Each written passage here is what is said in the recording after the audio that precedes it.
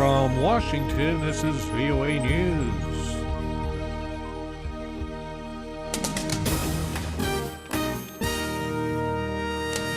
Pro-Russia demonstrators storm government buildings in eastern Ukraine. U.S. sends new military support to Japan. I'm Ray Kouguell reporting from Washington.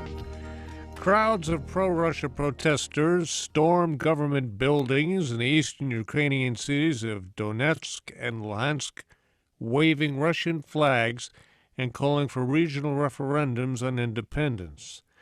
A spokesman for Ukraine's acting president, Oleksandr Turchnyov, said he canceled the trip to Lithuania Sunday and called an emergency meeting of security chiefs in Kyiv because of the protests. A roadside bomb in Afghanistan destroyed a truck carrying 8 boxes of ballots cast in the country's presidential election and killed 3 people. The blast in the northern province of Kunduz Sunday came just one day after about 7 million people voted for a successor to President Hamid Karzai. VOA Sharon Bain reports from Kabul. While the voting is over, the election process is not. Allegations of fraud have begun to come in, and the Taliban on Sunday attacked a convoy carrying boxes full of ballots to be counted. Election workers were killed and the boxes destroyed. Andrew Wilder of the United States Institute of Peace says officials need to thoroughly investigate all claims of fraud, or the election will risk losing credibility in the eyes of the people. There are areas where there probably was significant levels of fraud. Given the turnout figures, we'd be surprised if the fraud was at such a decisive level that it would have a major impact on the outcome. If successful, Saturday's election will be Afghanistan's first democratic transfer of power from one elected leader to another. Sharon Bain, VOA News, Kabul. Final voting results are expected in the middle of next month. 3 distinct but fleeting sounds have now been heard from the depths of the Indian Ocean, but authorities are still not certain whether any of them are signals from the data recorder of the missing Malaysian Airlines passenger jet. An Australian ship with sophisticated deep-sea sound equipment picked up a signal Sunday that could be from the Boeing 777's black box that tracks flight information.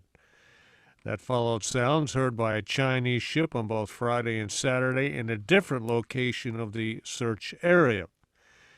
The batteries in the plane's black box are about to reach the end of their life. The Malaysian airliner vanished March 8th. The batteries for the missing black box are expected to last about 1 month.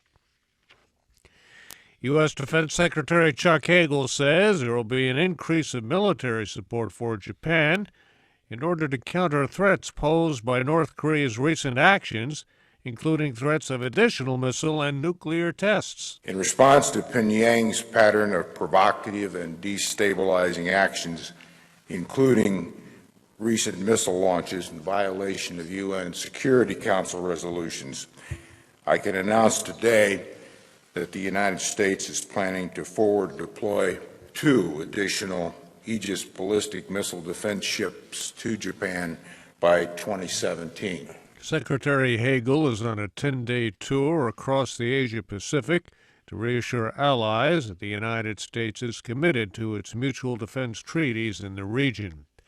South Korea says it found another suspected North Korean drone after finding 2 similar objects in recent weeks. Seoul's defense ministry says its military found a drone of similar design to one found last week on an island on the border with North Korea. Rwanda's foreign minister is reasserting claims France played a role in the 1994 genocide. It comes as Rwanda is getting ready to host world leaders today for commemoration ceremonies of the 20th anniversary of the atrocity. VOA's Gabe Joslow has more. At an international forum on genocide held Sunday in Kigali, Foreign Minister Louise Mushikiwabo stood by Rwandan President Paul Kagame, implying the French government played a direct role in the preparation and execution of the genocide. That official France in the early 90s, all the way to the time of the genocide, wronged this country is a fact. Mr. Kagami's remarks to the African news weekly Jeune Afrique prompted France to withdraw a delegation due to attend genocide memorial events this week in Kigali. French Foreign Affairs spokesman Romain Nadal saying Mr. Kagami's declarations go against the ongoing process of reconciliation between the two countries. Gabe Joselo, VOA News, Kigali. India begins the world's largest free election today with more than 815 million voters casting ballots in 9 phases over 5 weeks. They'll be choosing members to the 543-seat lower house of parliament. I'm Ray Kouguell, VOA News. More at voanews.com.